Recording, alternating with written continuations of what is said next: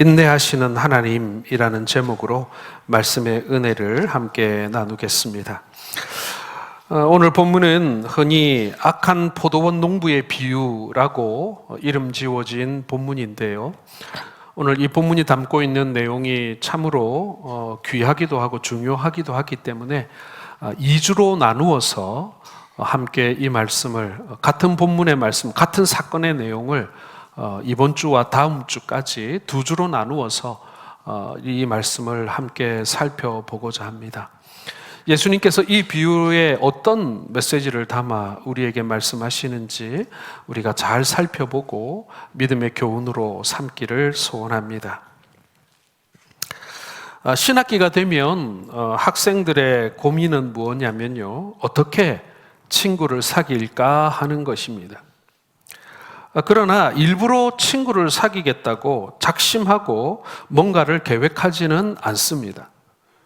뭔가 계획을 세워서 친구를 만날 만한 이벤트를 만들고 일부러 그런 자리를 만들고 그러지는 않는다는 얘기예요. 관계를 맺는다는 것은 쉬운 일은 아닙니다만은 사실 관계의 시작은 아주 사소한 것으로부터 출발하게 됩니다. 학생들의 경우를 들어보겠습니다. 도서관 문을 열고 들어가다가 뒷사람을 위해서 문을 이렇게 잡아주다가 눈이 마주치고 웃음으로 서로 눈인사를 하게 되면 그 다음번에 또 길을 가다가 학교 안에서 마주치게 되면 이제 그때부터는 한번 본 사람, 아는 사람이 되는 것이죠. 밥을 먹기 위해서 구내식당에 줄을 서서 기다리다가 오늘 무슨 반찬이 나왔는지 왜 이렇게 줄이 기냐고 서로 묻다가 전혀 모르는 사람과도 이제 안면을 트게 되는 그런 일이 일어나기도 합니다. 잘못 뽑아서 한 잔 남은 커피를 지나가는 누군가에게 건네주다가 친구가 되기도 하고, 같은 방향으로 가는 버스를 기다리다가 혹시 잠시 옆자리에 앉았다라고 하는 이유로 우리의 아주 사소하고 그리고 작은 관계가 시작되게 되는 것이죠. 서로 알아가는데 정답은 없습니다. 하지만은 깊은 관계, 10년지기, 20년지기, 30년지기도 사실은 처음 그 친구가 될 때에는 생각보다 작은 혹은 사소한 그런 일을 통하여서 친구가 되기 시작하고 아는 사람이 되기 시작하고 그것이 쌓여서 비로소 친구가 되게 되는 것입니다. 여러분, 하나님과 우리의 관계는 어떨까요? 물론 하나님과 우리 사이에 정말 기적 같은 일로 우리가 하나님을 믿게 되기도 하고 하나님을 알게 되기도 합니다. 각종 은사, 방언이나 혹은 병고침이나 예언의 은사를 통해서 우리가 하나님을 알게 되기도 합니다. 혹은 정말 절박한 상황에 기적 같은 기도의 응답으로 우리가 하나님의 살아계심을 경험하게 되고 하나님이 어떤 분인가를 우리가 경험하기도 합니다. 그러나 여러분, 많은 경우 하나님과 우리의 관계의 시작은요, 아주 작은 일에서부터 출발합니다. 그리고 이 관계가 깊어지는 것도 대단한 이벤트들이 벌어져서 하나님과 우리 관계가 깊어지는 게 아니에요. 사실은 우리의 삶에 사소하고 작은 일이 쌓여서 우리가 비로소 하나님과의 관계가 깊어져 가는 것입니다. 저는 간혹 우리 권사님들이나 우리 여집사님들이 깜짝 놀라거나 무거운 물건을 들거나 아니면 이럴 때 아이고 아버지 하는 경우를 저는 옆에서 많이 봤습니다. 근데 그 아버지가 친정아버지를 말하는 것일까요? 아니에요. 대부분 근데 아이고 아버지 할 때 그 아버지는요, 대부분 우리 하늘 아버지를 말씀드리는 거예요.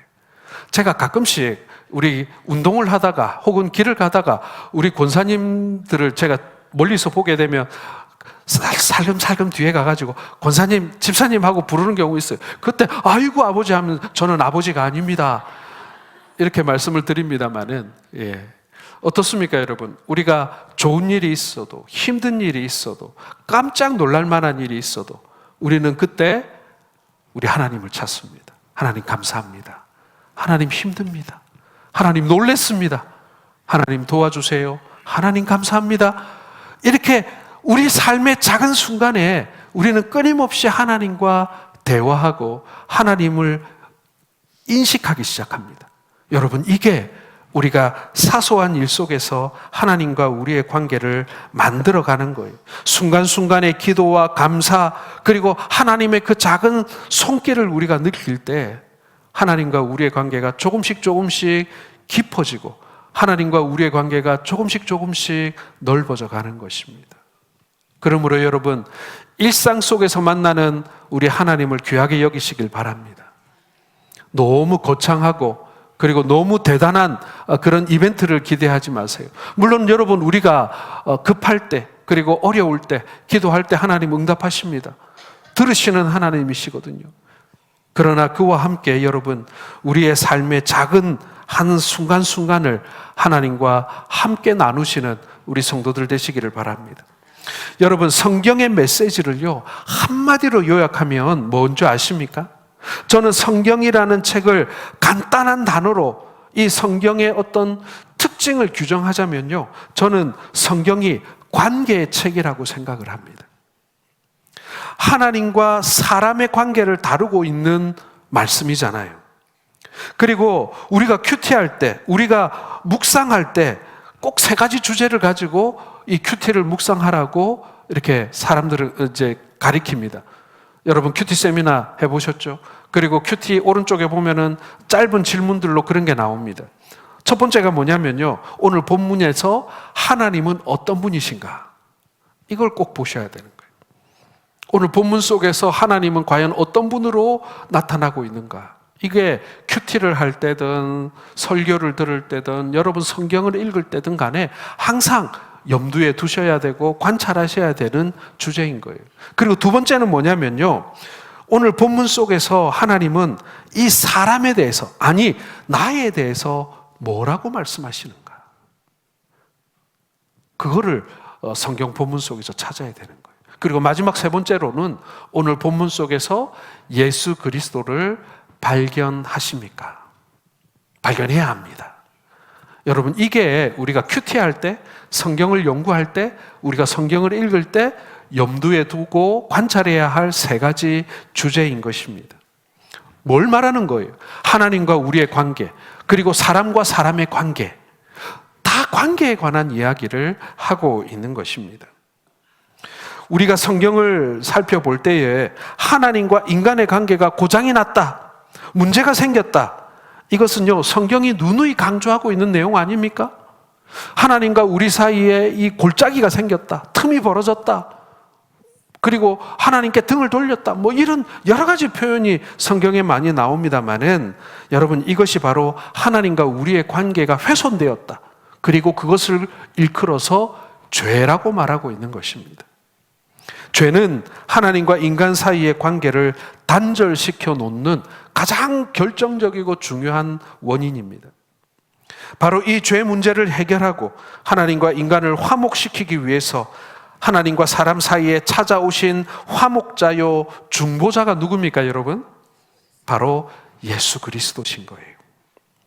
그래서 예수 그리스도는 성경의 가장 중요한 주제이고 성경의 궁극적인 초점이신 것입니다. 이 관계를 회복시키시는 예수님, 하나님과 우리 사이, 그리고 우리와 우리 사이의 관계를 회복시키시는 예수 그리스도. 그래서 여러분, 성경의 가장 중요한 메시지 중에 하나가, 아니 특징을 규정짓는 것이 바로 관계의 말씀이다, 이렇게 말하는 것입니다. 자, 오늘 우리가 본 이 본문, 흔히 악한 포도원 농부의 비유라고 이름 지어지고 있는데요. 자, 그렇다면 오늘 이 본문의 비유는 예수님께서 해주신 비유인데 하나님에 대해서 무엇을 말씀해 주고 계시는 것일까요? 오늘 본문의 비유 속에 나타난 하나님은 어떤 분일까요? 자, 33절을 다시 한번 읽어보겠습니다. 시작. 다른 한 비유를 들으라. 한 집 주인이 포도원을 만들어 산울타리를 두르고 거기에 즙자는 틀을 만들고 망대를 짓고 농부들에게 새로 주고 타국에 갔더니. 자, 한 사람이 등장하죠. 포도원을 만든 주인이 등장합니다. 자, 이 주인이 바로 하나님이신 거예요. 그리고 한 사람이, 이 주인이 포도원을 만들고 산울타리를 두르고 즙자는 틀을 만들고 망대를 짓고 그리고 농부들에게 이 포도원을 새로 주고 타국에 장사하러 갔다라는 거예요. 여러분, 오늘 이 포도원의 주인은요, 이 포도원이 포도를 생산하고 그리고 그 생산한 포도로 포도주를 생산할 수 있는 모든 인프라, 모든 조건을 다 자기의 능력으로 자기가 투자하여 만들어 놓았다. 이렇게 성경은 말씀하고 있는 거예요. 그리고는 그곳에 농부들을 찾아서 새로 준 것입니다. 여러분, 이 주인의 역할, 이 주인의 행동 속에서 하나님은 어떤 일을 하시는 분인지, 하나님은 어떤 분인지, 하나님의 성품은 어떠한지를 우리가 발견할 수가 있는 것입니다. 이걸 우리가 두 줄을 통해서 함께 살펴볼 거예요. 첫 번째로 여러분, 오늘 이 비유 속에 나타나신 하나님은요, 아주 관대하신 하나님이시다라는 것입니다. 자, 오늘 이 주인은요, 포도원에 굉장히 많은 투자를 합니다. 정성을 들여서 포도원을 만들어요. 여러분, 아주 굉장히 큰 포도원을 가보신 적이 없을 텐데요. 이걸 흔히 와이너리라고 얘기하죠. 그렇죠? 큰 포도원을 만들고, 그리고 그 포도원에서 생산되는 포도를 생산하는 또 양조장을 만들고, 그리고 그거를 가공하는 공장을 만들고, 굉장히 큰 규모의 투자라고 할 수 있습니다.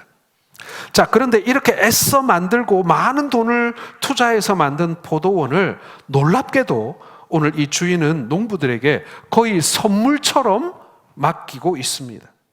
물론 여기에 세를 받기 위해서 주었다라고 했습니다마는 오늘 34절에 보면 때가 이름에 농부들이 포도원 소출 얼마를 받으려고 한 이 주인이 종을 보낸 그런 내용이 나옵니다. 자, 오늘 34절 같이 읽어보겠습니다. 열매 거둘 때가 가까움에 그 열매를 받으려고 자기 종들을 농부들에게 보내니, 이 34절에는 그 열매를 받으려고 이 종을 보냈다라고 되어 있는데, 같은 본문을 다루고 있는 누가복음 20장 10절을 한번 같이 읽어보겠습니다. 때가 이름에 포도원 소출 얼마를 바치게 하려고. 그런데 여러분, 여기서 이 세의 계약 상황을 우리가 좀 알 수 있어요. 이 주인과 이 농부 사이에 계약을 맺었을 거 아닙니까? 그렇죠? 이 포도원을 맡기고 세를 받기로 했으니까. 자, 그런데 여기서 소출 얼마를 바치게 하려고 할 때 이 얼마라는 단어가 이 헬라어 단어로 사용되어져 있는데요. 이 얼마라는 뜻이 뭐냐면 소량, 지극히 작은 얼마, 이렇게 해석이 되어져 있습니다. 여러분, 이것은 뭘 말하는 거냐면요, 이 주인이 꼭 돈을 많이 받기 위해서, 경제적인 이득을 취하기 위해서, 투자한 원금을 빨리 회수하기 위해서 세를 많이 받았다, 그런 것이 아니에요. 그리고 세를 받기 위한 필요에 의해서 이 계약을 맺었다, 그렇게 볼 수가 없는 것입니다. 이 포도원의 주인은요, 소위 말해서 오너십을 확인하기 위해서 일종의 의례적인 계약을 했다라는 것입니다. 무슨 얘기입니까, 여러분? 포도원을 마치 이 농부들에게 선물처럼 주면서, 너희들 말이야, 이 포도원에서 나는 이 소출로 너희 먹고 살아. 열심히 일해서 너희들이 일한 만큼 많이 가져가고 많이 소출을 얻어서 너희도 너희 자식들 키우고 너희도 부유하게 행복하게 살아. 그런데 말이야, 이 농장의 주인이 누군지는 우리가 알고 있어야 되지. 그러니 일정한 아주 적은 액수지만 이 계약을 맺어서 세를 받도록 했다라는 것입니다. 여러분, 그렇다면 이 포도원 주인의 목적은요, 세를 받는 것입니까? 아니면 이 농부들의 삶, 이 농부들의 고용, 혹은 이 농부들의 행복을 위한 것입니까? 예, 후자인 거예요. 후자인 거예요. 이 포도원 주인은요, 돈을 많이 벌기 위해서 포도원에 투자를 한 게 아니에요. 이 농부들이 어떠한 상황에 처해 있는지는 잘 모르겠습니다. 하지만 이 포도원 주인은요, 이 농부들이 행복하게 살게 하기 위해서, 넉넉하게 살게 하기 위해서 이들에게 마치 포도원을 선물처럼 이들에게 맡겼다라는 것입니다. 여러분, 이 포도원은요, 우리 삶의 마당, 삶의 조건을 대표하는 상징입니다. 하나님은 온갖 아름다운 삶의 조건을 우리에게 만들어 주셨다는 거예요. 야고보서 1장 17절을 한번 같이 읽어보겠습니다. 각양 좋은 은사와 그리고 온전한 선물이 다 위로부터 빛들의 아버지께로부터 우리에게 내려왔다. 다시 말하면 온갖 좋은 것을 하나님으로부터 우리가 선물로 받았다는 거예요. 마치 이 포도원 주인이 포도나무를 심고 울타리를 둘리고 망대를 짓고 이 포도로 즙을 짤 수 있는 틀을 만들고 모든 조건을 다 갖춘 인프라를 다 만들어서 이 농부들에게 이들은 아무 투자도 하지 않았어요. 아무런 수고도 하지 않았어요. 그런데 아주 낮은 세를 받고 정말 이 포도원에서 나오는 이 소출에 비하면 아무것도 아닌 세만 받고 이들에게 이 포도원을 맡겼다. 그러면 여러분, 이 포도원은 농부들에게 선물이 아니겠습니까? 그런 것처럼 여러분, 하나님께서는요, 우리의 삶을 둘러싸고 있는 모든 환경들, 이것을 우리에게 선물로 주셨음을 믿으시길 바랍니다. 각양 좋은 은사와 온전한 선물, 위로부터 빛들의 아버지로부터 우리에게 내려온 것들. 여러분, 우리는 솔직히 말해서 우리의 삶의 환경에 대해서 그렇게 만족스럽지는 않아요. 다 만족스럽지는 않습니다. 좀 더 좋은 환경이었으면 좋겠죠. 좀 더 좋은 사람들이 내 주변에 있었으면 좋겠고, 내가 남들보다 좀 머리가 좋아서 더 좋은 공부를 더 많이 하고 더 좋은 직장에 갔으면 좋겠고, 가족 관계도 마찬가지고, 우리는 더 좋은 환경을 우리가 소망하기도 합니다. 그러나 여러분 아십니까? 우리가 누리고 있는 생명, 우리가 숨쉬고 있는 공기, 우리가 보고 있는 아름다운 하늘, 우리가 누리고 있고 사랑하는 사람들, 이 모든 우리들을 둘러싸고 있는 우리 삶의 환경들을 하나님께서 마치 포도원을 우리에게 주신 것처럼 우리에게 선물로 주셨음을 여러분 믿으시길 바랍니다. 하나님이 우리에게 이 모든 것들을 선물로 주신 거예요. 이것은 처음부터 하나님의 계획이었습니다. 우리가 창세기를 읽어보면요, 하나님께서 온 우주 만물을 창조하실 때 여러분, 인간을 몇째 날에 지으셨습니까? 왜? 6째 날 지으셨죠. 그런데 말입니다, 만약 하나님이 이 사람을 둘째 날이나 셋째 날이나 넷째 날에 지으셨다면 어떻게 되었을까요? 아마 첫째 날이나 둘째 날이나 지었다면요, 사람은 생존하지 못했을 거예요. 숨을 쉴 수가 없어서, 딛고 살 수 있는 땅이 없어서, 그리고 너무 뜨거워서 혹은 너무 차가워서 먹을 게 없어서 아마 사람은 생존하지 못했을 것입니다. 그러나 아마 넷째 날, 다섯째 날 지으셔서 생존이 가능했다고 할지라도 그것은 아주 불편하고 힘겨운 생존이었을 것입니다. 그러나 하나님께서는 사람을 맨 나중에 모든 만물들을 다 지어 놓으시고 마지막에 인간을 지으셨다라는 것입니다. 아담과 하와가 눈을 뜨고 기저귀를 켜고 에덴의 동산에서 이제 창조된 이후에 첫 아침을 맞이했을 때, 눈 뜨고 일어났을 때 모든 것을 완벽하게 준비해 놓은 하나님의 걸작품을, 하나님의 세상을 그들은 맞이했을 것이다 라는 것입니다. 아무런 부족함이 없는 모든 것이 다 갖추어진 그 에덴 동산을 아담과 하와는 선물로 받았던 것입니다. 여러분, 이렇게 아름다운 포도원, 우리의 삶의 마당을 준비하고 그것을 선물로 주신 이 포도원 주인 같으신 하나님, 그 관대하신 하나님을 여러분 찬양하시기 바랍니다. 옛날 예수님이 비유로 말씀하실 그 당시에도 유대인 가운데 아주 부유한 상인들이 있었습니다. 이 사람들이 계속해서 바다 건너편으로 여러 해 무역을 위한 여행을 떠나게 되었고요, 그들 중에 많은 사람들이 자기들이 가지고 있던 농장을 거의 무료로 자기가 믿을 만한 사람들에게 맡기고 떠났던 것입니다. 어떤 사람은 포도원을, 어떤 사람은 자기의 가게를, 어떤 사람은 자기가 살고 있던 집을, 어떤 사람은 심지어 자기의 아내와 자기의 자식들을 믿을 만한 종, 믿을 만한 청지기들에게 맡기고 긴 시간 동안 여행을 떠났던 것입니다. 마치 그런 사람들처럼 오늘 예수님께서 말씀하시기를 하나님은 우리를 믿어주시고 이 모든 삶의 조건을 우리에게 선물로 주셨던 것입니다. 여러분을 믿지 않았다면, 여러분들을 사랑하지 않았다면 우리 하나님이 맡길 수 없었을 것입니다.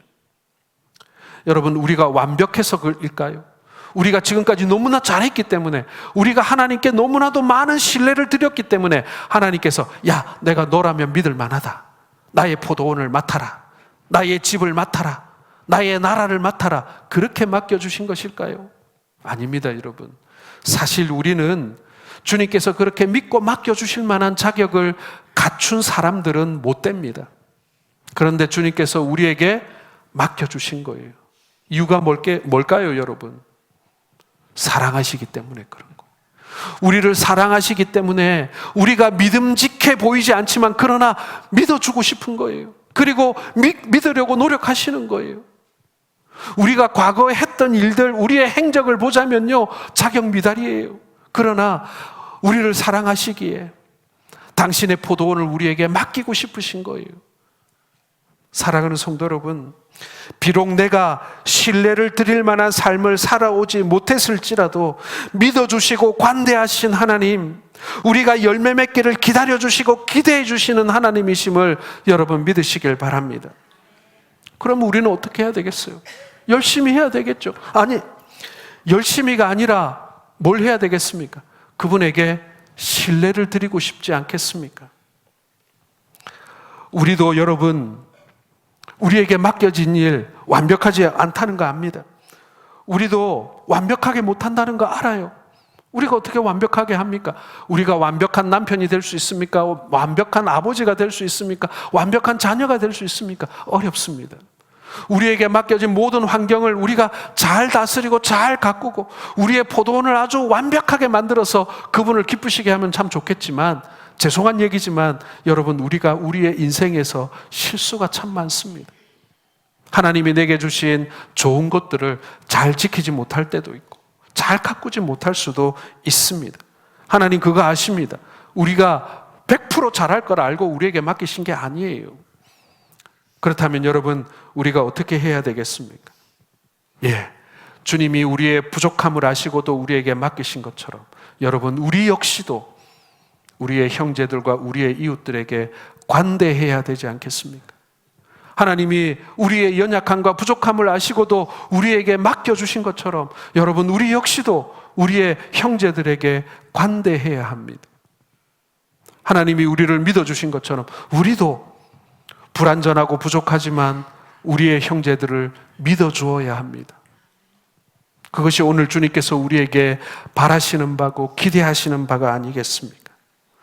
여러분, 우리가 완벽해서가 아니라 우리의 연약함을 그럼에도 불구하고 사랑하심으로 우리에게 관대하신 주님을 믿으시기를 바랍니다. 두 번째로 여러분, 한 걸음 더 나아가서 오늘 본문의 비유 속에 나타나신 하나님은요, 인내하시는 하나님이시다, 오래 참으시는 하나님이시다라는 것입니다. 자, 타국으로 떠난 이 주인은요, 때가 이르렀을 때 농부들에게 소출 얼마를, 아주 소량의 세를 받고자 종을 보내게 됩니다. 이것은 어떤 이익을 위해서라기보다는 아까 말씀드린 대로 이것은 오너십의 확인입니다. 누가 주인인지를 확인하는 과정입니다. 소유주가 주인이 누구인가를 확인하는 일종의 그런 계약행위라고 볼 수 있는 것입니다. 자, 그런데 이 포도원을 관리하고 있던 사람들이 어떤 반응을 보였습니까? 자, 34절에서 36절을 같이 읽겠습니다. 열매 거둘 때가 가까우매 그 열매를 받으려고 자기 종들을 농부들에게 보내니 농부들이 종들을 잡아 하나는 심히 때리고 하나는 죽이고 하나는 돌로 쳤거늘 다시 다른 종들을 처음보다 많이 보내니 그들에게도 그렇게 하였는지라. 여러분, 어떻게 이럴 수가 있습니까? 말이 되는 일입니까? 그렇죠? 끔찍한 일이 벌어졌습니다. 배은망덕한 일이 벌어졌습니다. 천인공노할 일이 벌어진 거예요. 저 같으면은 이 일이 벌어지자마자 이거는 더 이상 묵고할 수 있는 일이 아니다, 이것은 어쩌다 보니 일어난 사고가 아니다, 실수가 아니다, 이거는 고의다, 그러므로 이들을 징계해야겠다라고 분명히 판단했을 것입니다. 그런데 그 다음 절을 보시면 놀랍게도 이 주인은 다 다시 거듭해서 다른 종들을 보내었다라고 성경은 기록하고 있습니다. 여러분, 이 주인이 대단한 인내심을 가졌다라고 생각되지 않습니까? 여기서 우리는 하나님의 모습을 보아야 합니다. 하나님께서는 너무나 아름다운 것들을 우리에게 선물로 주셨습니다. 이 선물들을 사용해서 주의 뜻을 이루어가며 살도록 우리에게 주신 거예요. 그러나 나는 그 하나님을 무시하고 혹은 하나님을 불신하고 하나님을 불순종하고 그렇게 살고 있는 거예요.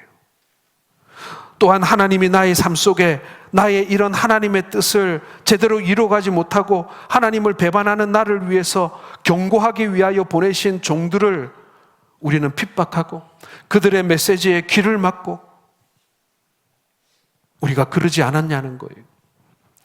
그럼에도 불구하고 하나님은 또 다른 종들을 보내어 계속해서 우리로 하여금 하나님을 바라보도록 우리에게 참으시고 우리에게 계속해서 정성을 들이시고 그리고 우리를 향하여 손 내미시는 하나님이신 것입니다. 이토록 인내하시는, 오래 참으시는 하나님이 여러분 우리의 하나님이라는 거예요. 남들이 보면 뭐라고 할까요? 저 하나님 바보 같다. 저 하나님 바보 같다. 그렇게 여기지 않겠습니까? 오늘 본문의 하나님은요 3번 종을 보냅니다. 3번 참으시는 거죠. 그렇다면 여러분, 우리 하나님은 3번만 참으시는 분일까요?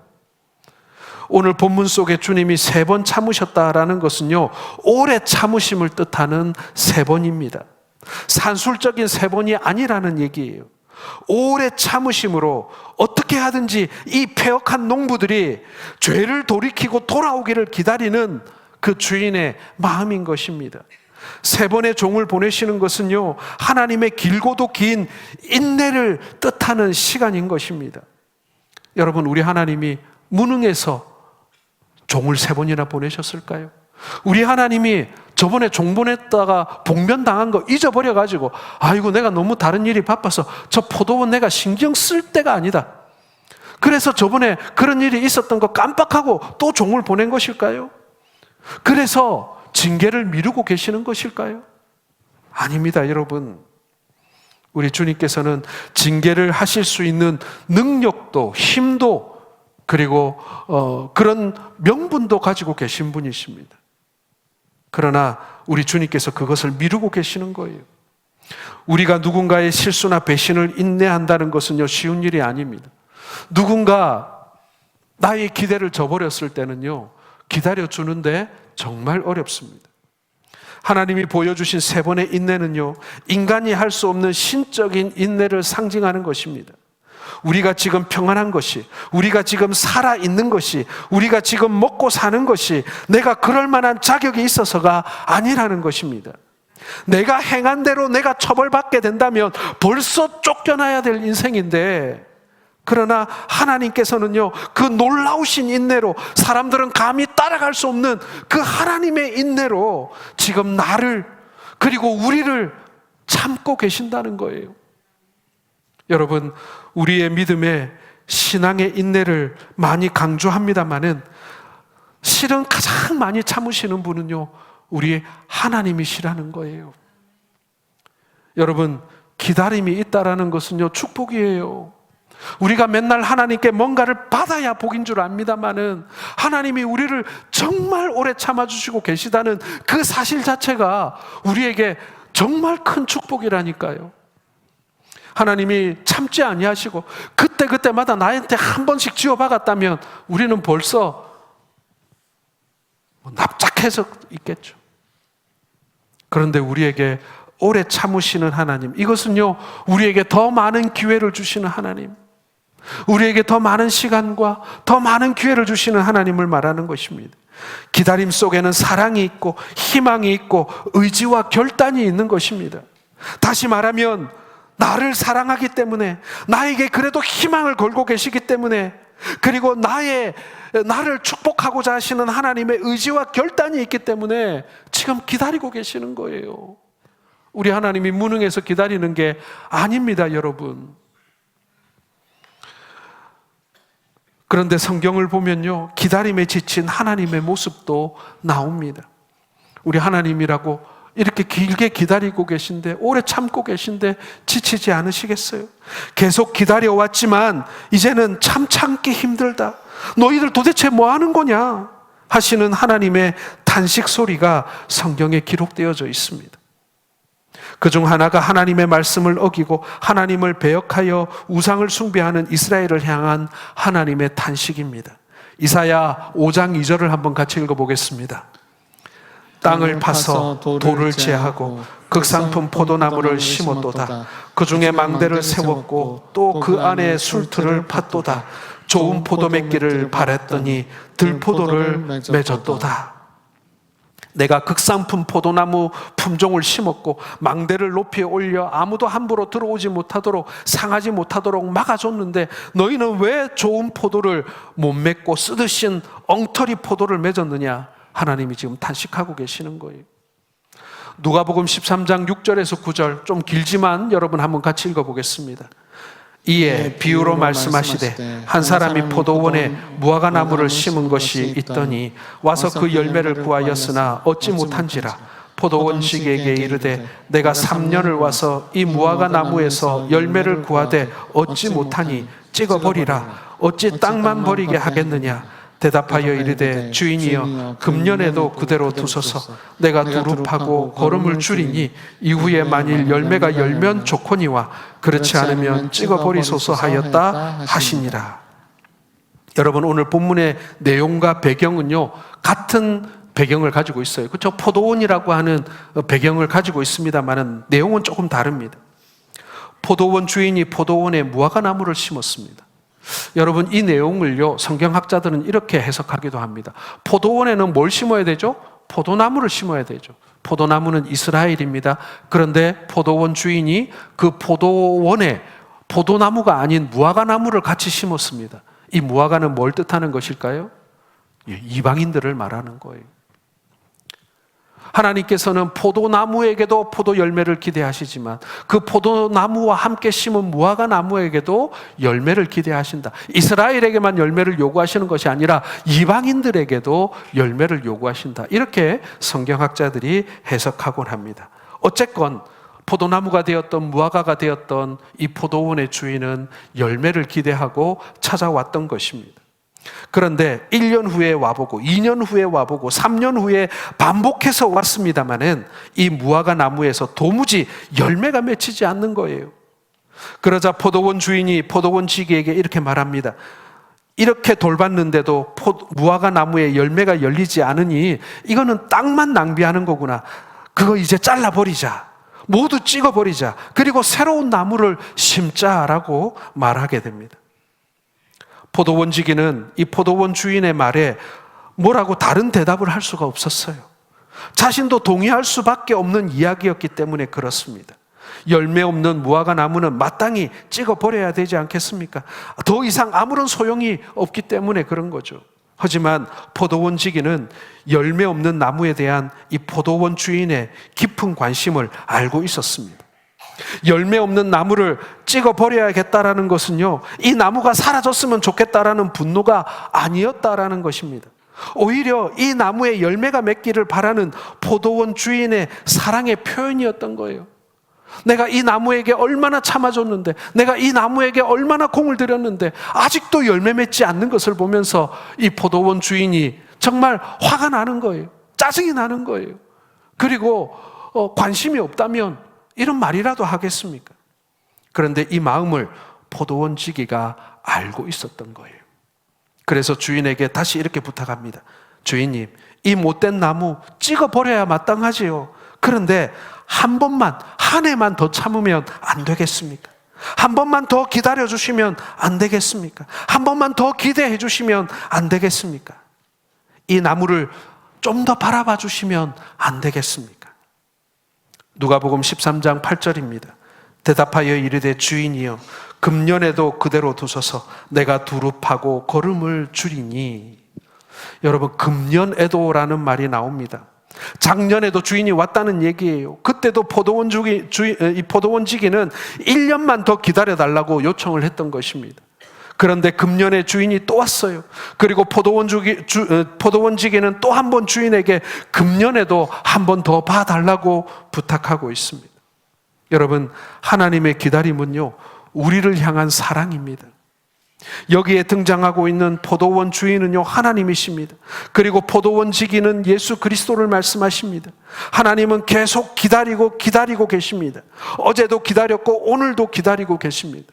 집 나간 아들이 돌아올 것을 기대하며 마을 입구만 바라보고 있었던 아버지처럼 말입니다. 하나님의 그 기다림의 마음을 알고 포도원 지기는 한 번 더 기다려달라고 지금 요청하고 있는 거예요. 그러면서 그는 자신이 또 한 번 그 둘레의 땅을 파고 거름을 주어서 이 나무가 귀한 열매를 맺게 해보겠다라고 말씀하고 있는 것입니다. 여러분, 예수님이 이 땅에 오셔서 하신 일이 바로 그것입니다. 죄인들을 위하여 하신 일이 바로 그것입니다. 예수님은 연약한 자들을 만나셨습니다. 고난의 길, 십자가의 길을 걸으셔서 인간의 모든 죄악을 대신 지셨습니다. 마치 거름처럼 땅에 묻히시고 썩어져서 우리를 살리신 것입니다. 바로 이것이 예수 그리스도의 복음인 것이죠. 여러분, 지금 우리가 살아있는 것이 축복임을 믿습니다. 감사임을 믿습니다. 하나님은 오늘 우리에게 금년에 한 번의 기회를 다시 주시고 계시는 것입니다. 하나님의 심판은 하나님이 아니라 사랑과 긍휼을 가지고 기다리시는 그런 하나님이신 것입니다. 하나님의 기다림이 없었다면 우리 중 누구도 하나님 앞에 감히 설 수 없었을 것입니다. 나는 하나님 앞에 설 자격이 있다라고 말할 수 있는 사람이 이 세상에 어디 있겠습니까? 그런데 하나님께서 우리를 기다리셨습니다. 창조 이후에 하나님은 기다리시는 하나님이셨습니다. 이유는 딱 한 가지예요. 우리를 바보처럼 사랑하셨기 때문에, 회복시키시기를 원하셨기 때문에, 우리가 하나님의 아들과 딸이 되는 것을 하나님은 기뻐하셨기 때문이라는 것입니다. 여러분, 하나님의 이 기다림의 사랑이 얼마나 강렬한지 이사야 49장 15절에 이렇게 말씀하고 있습니다. 같이 읽겠습니다. 여인이 어찌 그 젖먹는 자식을 잊겠으며 자기 태에서 난 아들을 긍휼히 여기지 않겠느냐. 그들은 혹시 잊었을지라도 나는 너를 잊지 아니할 것이라. 여러분, 어머니들에게 한번 묻습니다. 여러분들이 낳은 자녀를 여러분들이 잊어버려 보신 적이 있습니까? 아무리 즐거운 곳에 가도, 아무리 재미있는 곳에 가도, 아무리 맛있는 음식을 먹어도 여러분 매 순간순간 여러분들의 자녀를 여러분들 잊어보신 적이 있습니까? 좋은 곳에 가면 우리 아이랑 여기 왔으면 좋았을 걸. 좋은 걸 먹을 때는 우리 아이도 이것을 먹었으면 좋았을 걸. 여러분, 항상 그렇게 우리는 우리의 자녀들을 생각하고 의식하며 살아갑니다. 어릴 때는 넘어져서 다치기라도 할까봐 노심초사하지 않으셨습니까? 그런데 성경에 뭐라고 얘기하고 있습니까? 혹시나 아이를 낳은 여인이 자기 태에서 난 아들을 잊을지라도 나는 너희를 잊지 않겠다. 어머니가 자식을 잊는다는 것도 불가능하지만, 그러나 그 불가능한 일이 벌어진다 할지라도 그러나 나만은 너를 결코 잊지 않겠다. 오늘 하나님은 우리의 사랑을 이렇게 표현하고 있는 것입니다. 이것이 우리를 향한 하나님의 사랑입니다. 우리를 잊지 않으시겠다. 우리를 지켜보시겠다. 우리가 되돌아올 때까지 바라봐 주시겠다. 여러분, 이것이 우리 주님의 사랑인 것입니다. 하나님께서 기다리시는 것을 하나님이 무능하거나 하나님이 졸고 계시거나 그래서가 아닙니다. 그것은 하나님의 사랑을 조롱하는 것이죠. 우리는 지금도 여전히 나를 기다리시는 하나님임을 깨달아 하나님 앞에 나아가야 합니다. 이것이 여러분, 우리가 한번 예수를 믿었다라는 것을 의미하는 것이 아니라요, 날마다 주님 앞으로 나아가서 나의 문제를 말씀드리고 나의 죄를 고백하고, 그리고 주님과 함께 동행함이 우리의 삶의 가장 우선순위가 되고 가치가 되어지는 그때 주님께서는 우리를 맞이하시고 우리를 기뻐하신다. 그것을 주님은 기대하시면서 우리를 인내하시고 우리에게 관대하신 그 하나님, 여러분, 그 하나님을 만나시는 우리 모든 성도들 되시기를 주님의 이름으로 축원합니다.